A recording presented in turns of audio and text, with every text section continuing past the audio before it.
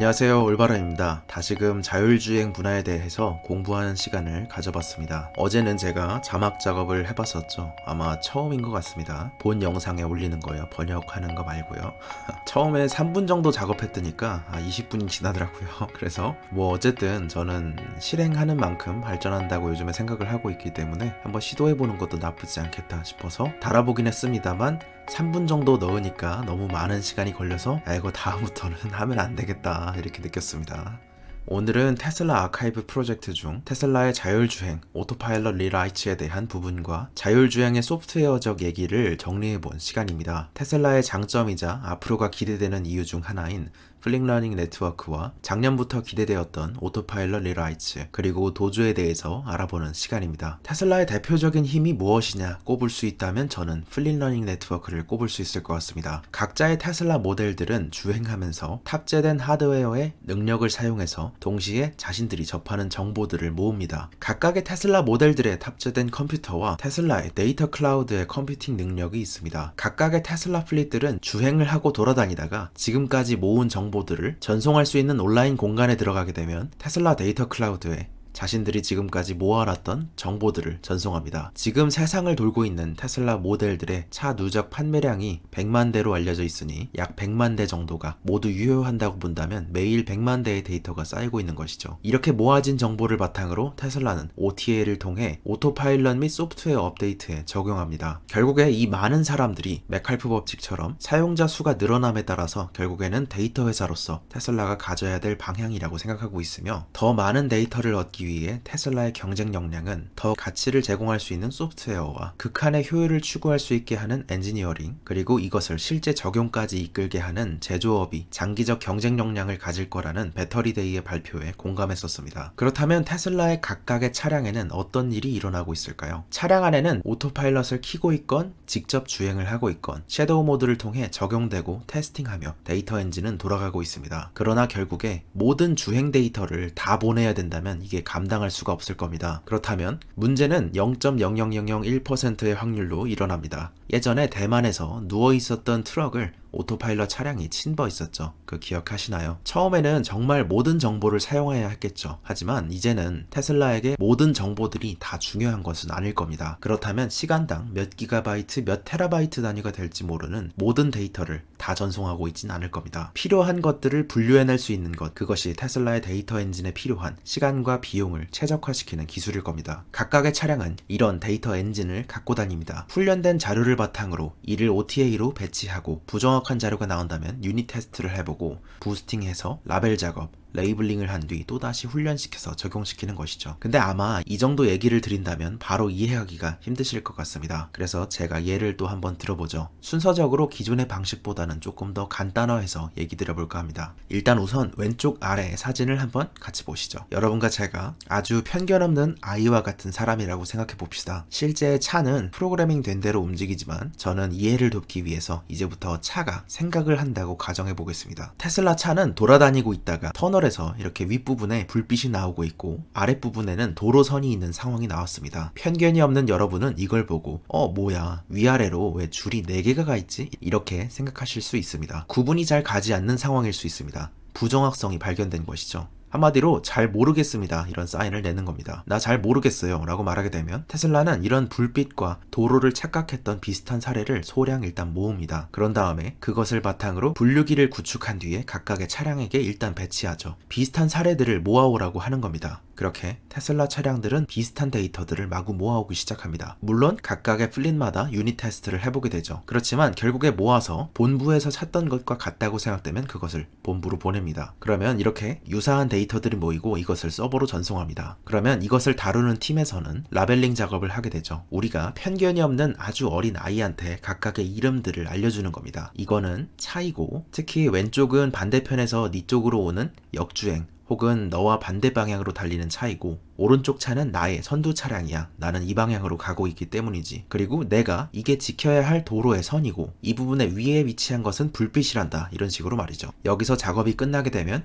이를 다시 학습하게 되고 여러 가지의 시뮬레이션을 통해 채점 과정을 거친 뒤 각각의 차량에게 배치시킵니다. 그러면 우리의 편견 없는 차량은 비슷한 사례들에 대해서 상식을 갖게 되었습니다. 문제는 제대로 보이지 않는 부분을 예측하는 부분입니다. 실제로 이런 부분이 훨씬 더 많겠죠. 여기에 뭔가가 써 있는데 예를 들어서 P까지만 보입니다. 그러면 저기에 뭐라고 써 있을까요? 그냥 보이는 대로 믿게 됩니다. 원래 실제로 상용화된 자율주행은 뉴럴 네트워크, 신경망에 전적으로 의지하지 않습니다. 전체적으로 시장 평균보다 적극적으로 도입하고 있는 테슬라조차도 그 부분에 있어서는 소극적으로 도입하고 있는 편이죠. 그러므로 엄청난 확률로 정답률을 끌어올리기 전까지는 도입하지 않을 것 같습니다. 그럼 여기에 뭐가 있을까 생각을 하게 됩니다. 여기에 뭐가 써 있을 것인가? 그리고 저기에 원래 뭐가 있었는가? 버스가 가린 크기가 대략 어느 정도라면 원래 저 크기는 무엇일까라는 것이죠. 이런 식으로 일련의 테슬라는 센서를 통한 데이터화를 시키고 분석 툴을 이용한 정보화 과정을 거친 뒤 인터페이스를 통해 컨텍스트화를 거칩니다. 테슬라의 오토파일럿 시기는 2D를 사용하던 시기부터 3D 육면체를 사용하는 시기로 오면서 발전해 왔습니다. 그리고 이제는 오토파일럿 리라이츠의 시대가 옵니다. 전체적으로 요약해보자면 이렇습니다. 소극적으로 뉴럴 네트워크의 학습 데이터를 사용해서 직접 코딩함이 필요했던 소프트웨어 1.0에서 이제는 적극적으로 뉴럴 네트워크의 학습 데이터를 사용해서 알아서 코딩하는 소프트웨어 2.0의 등장입니다. 테슬라의 차량은 비전 카메라 베이스 센서를 사용하여 이동할 때마다 사물과 차선, 도로의 경계 등을 얻어냅니다. 여기를 확대시켜 보면은 여기가 이제 무빙 오브젝트가 있고 여기가 도로의 선이 있고 여기가 이제 도로의 경계가 있습니다. 이런 식으로 인식을 하고 있는 것이죠. 예시로서 도로의 경계에 대해서 한번 다뤄보죠. 8개의 카메라가 내가 주행할 때마다 동시에 이미지를 얻고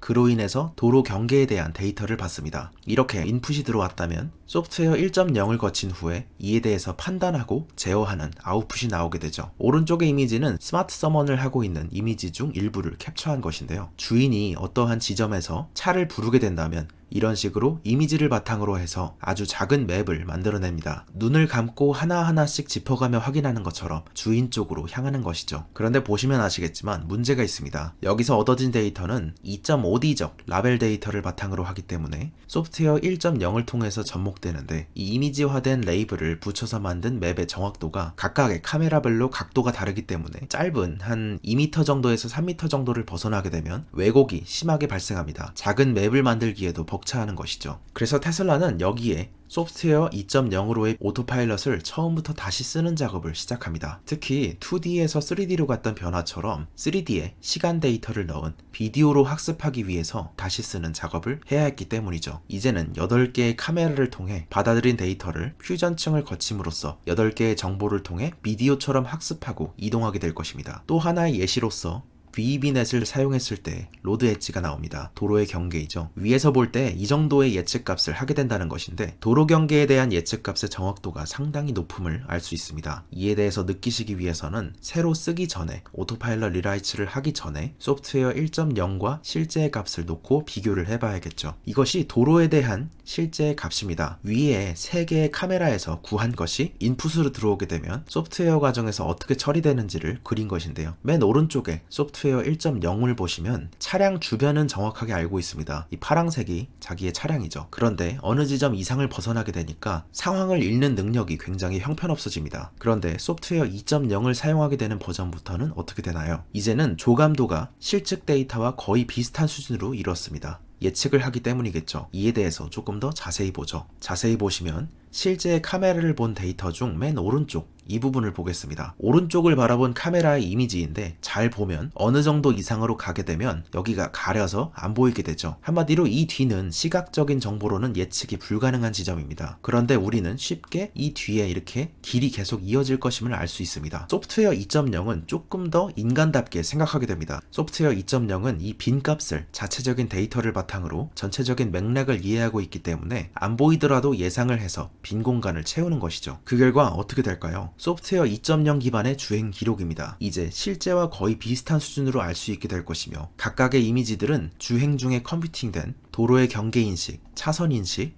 차선의 속성 인식, 교통량 인식의 인포메이션을 보여줍니다. 소프트웨어 1.0과의 차이를 보게 되면 더욱더 두드러지는 것이죠. 이전에 할 수 없었던 예측들을 개방함으로써 패턴적인 속성을 이용하게 됩니다. 중간에 영상을 보시면 아시겠지만 이제 원하는 곳까지 가기 위해서 언제 우회전하면 될지를 알 수 있습니다. 이에 대한 테슬라의 입장은 여전히 인간 또한 모든 지도를 갖고 달리진 않지만 운전을 할 수 있다, 이런 생각으로 접근해보면 되죠. 데이터와 정보화, 컨텍스트화를 거친 수많은 데이터를 바탕으로 이제는 뉴럴 네트워크의 예측성의 정확도가 어느 정도 이상 확보되었다는 것이고, 이들의 목표는 인간 수준의 인지와 예측 능력을 각각의 모든 테슬라 플릿에 싣는 것일 겁니다. 이제 3D 플러스 시계열 분석을 이룰 수 있는 시스템으로 대전환을 겪음에 따라 각각의 차량은 예측의 정확성을 더욱더 높이는 것이라 생각합니다. 조금 더 자세히 들어갈 필요가 있을 것 같습니다. 머신러닝의 방식에는 크게 지도학습과 비지도 학습이 있고, 지도학습은 라벨이 필요한 작업인데, 지도학습 중에서도 처음부터 다 끝까지 라벨 작업을 해줘야 하는 분야, 일부만 라벨 작업이 필요한 분야, 그 다음 단계로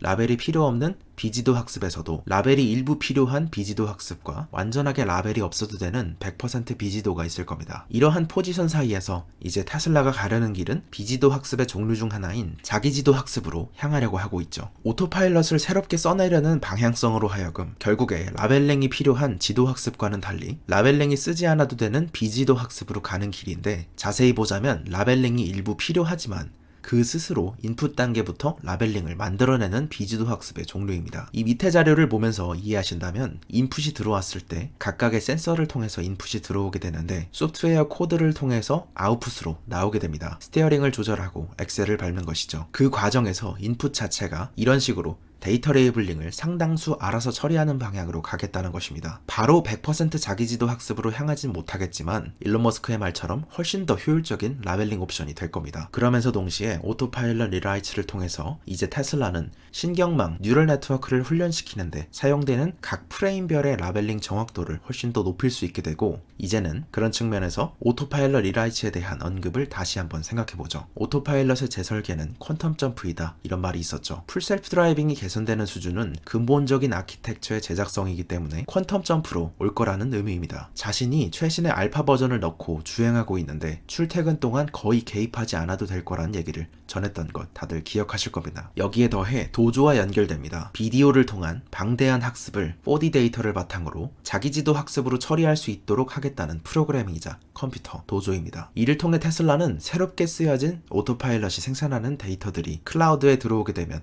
훨씬 더 빠르고 효율적으로 훈련을 시킬 수 있게 됩니다. 이미 자기주도 학습은 자연어 처리에서 많이 사용되고 있습니다. 왼쪽에 이미지를 보시면 아시겠지만 글 중간에 빈 공간을 만들어두고 맥락을 이해해서 빈 공간을 채워넣도록 하는 것이죠. 그러나 이미지 인식과 이해 측면에서는 아직까지 쏘쏘 그럭저럭이었습니다. 테슬라의 도조와 오토파일럿을 함께 생각해본다면 이제는 2.5D의 이미지에서 3D의 시계열 분석을 더한 4D 레이블링으로 자기지도 학습을 사용해보겠다는 비전으로도 해석될 수 있을 것 같습니다. 그리고 말을 빌려서 생각해보자면 내년쯤 혹은 정말 빠르면 올해 말쯤에 도조 버전 1이 예상되고 있습니다. 연속되는 화면을 보고 다음 화면을 예측하게 함으로써 테슬라 차량의 자율주행이 할 수 있는 예측을 사람 수준까지 끌어올리는 작업에 상당히 속도감을 더해줄 거라고 기대되고 있죠. 빈 공간을 예측한다는 측면에서 딱 맞는 사례는 아닐 것 같은데 한번 예를 들어보죠. 이렇게 스탑 사인이 있습니다. 오른쪽의 공간은 잘 보이지 않죠. 이 부분을 컷했다고 칩시다. 그런데 이런 비슷한 사인들을 수도 없이 지나고 비디오를 통해서 지나가면서 보였던 스탑 사인의 글꼴이나 크기, 색깔 등에 따라 이제는 가려서 보이지 않더라도 스탑 사인을 인식할 수 있는 정확도 자체는 향상이 일어납니다. 물론 이것은 이미지인데 도조는 이를 4D, 비디오 학습으로 해보겠다는 것이죠. 이를 위해 테슬라는 이전에 증강 데이터를 이용한 머신러닝 훈련 시스템 방법에 대한 특허를 출원한 바 있습니다. 흐리거나 뭔가에 가려서 안 보이거나 명확하지 않은 존이 있을 경우에도 조금만 힌트를 줬을 때를 가정해서 잘라내어서 물체를 맞추는 접근 방식이죠.